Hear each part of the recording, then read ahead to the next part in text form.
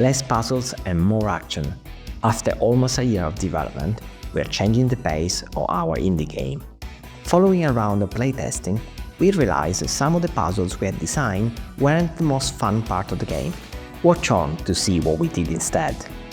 Welcome to episode 5 of the Dead Diary of Nanuka, Secret of the Shattering Moon. For those of you who don't know, Nanuka, Secret of the Shattering Moon is a colorful 2D action platformer set in a cartoony world. Our game focuses on providing a silly and lighthearted adventure with an emphasis on our vibrant handcrafted pixel art. If you like what you're seeing, we've left a link in the description that leads to our page on Steam, where you can wishlist our game to support our development and be notified on its launch. Our goals for the past weeks was to focus on the grid. We've designed enough levels at this point to know which elements are fun and which one to leave out. By this point, we've managed to map out the whole game from start to finish. Thanks to various playtesting, we managed to define the elements that elevate our game from being a standard platformer to a standout one. We originally planned a hybrid of platforming, combat, and puzzles to be the meat of the game. However, we soon realized that the majority of our puzzles ended up slowing down the pace of the game and making players feel stuck or slowed down. On the other hand, we discovered that timing-based platforming was the most well-received element in our game. It started off with a silly idea: giant biscuits falling into a hot pool of tea. The biscuits would be the platforms, the hot tea the hazard. The biscuits will land in the tea and become temporary platforms that will slowly sink. And let me tell you, our playtesters loved this part of the game. Something about this combination of timed platforms and hazards just clicked. Almost everyone considered this section of the game to be the most memorable and enjoyable. So, without hesitation, we all agreed to cut down on the number and difficulty of puzzles, and instead focus on adding timing-based platforming. So, as we designed the rest of the game, and also went back on previous levels, we came up with various mechanics, designs, and combinations based on our original biscuit idea.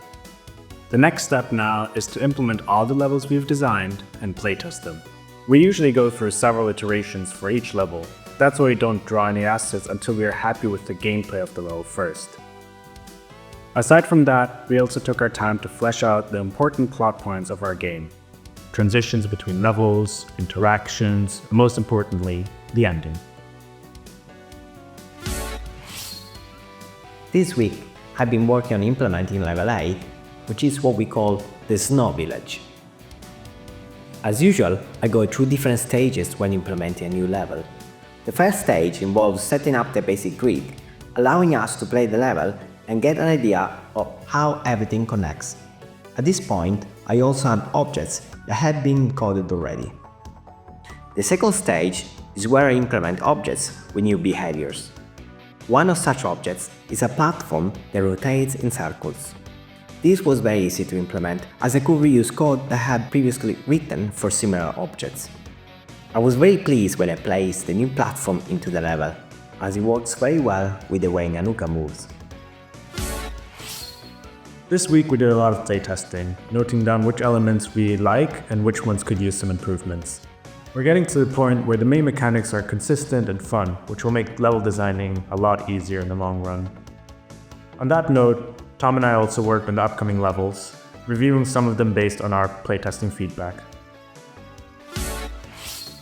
In our game, we had ledge grabbing and corner landing mechanics. These were introduced to help the player grab onto a platform instead of nearly missing it. But while watching my friends play the game, I noticed that ledge grabbing and corner landing were interfering with the platforming. Ledge grabbing makes a lot of sense in games that are strictly time-based, like the original Prince of Persia or Full Void. However, in Nanuka, you can be anywhere on the grid, so whether Nanuka will corner land or ledge grab becomes somewhat random. We decided to perform a test by removing corner landing and ledge grabbing. We also introduced lots of one-way platforms. These are platforms that are solid when you stand on top, but allow the player to jump onto them from a lower platform.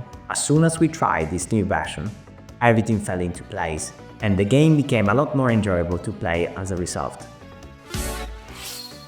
Another aspect of the game that felt a bit random was the basic melee combat.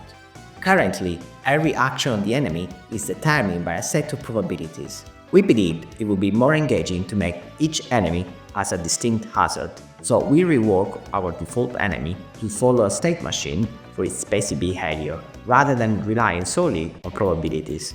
Combat is now more fun, and placing multiple enemies on the screen works better than before. In the second part of the week, I implemented the last section of the tea house, a special section where the hot water rises up and you have to platform your way up to the exit. I enjoy implementing this, and it's good fun to play. Leo and I have focused on getting the level design done, and we've made a lot of progress. At the moment, we're about 2/3 of the way done with the first pass on the level design, and we're happy with the areas that we've worked on so far. When we started on the level design for the next area, we realized that we weren't happy with it. It was a hidden village surrounded by mushrooms in a forest.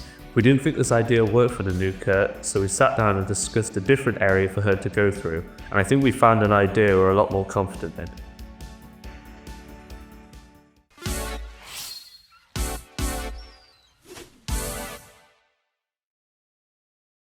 I focus on level 4, the shrine.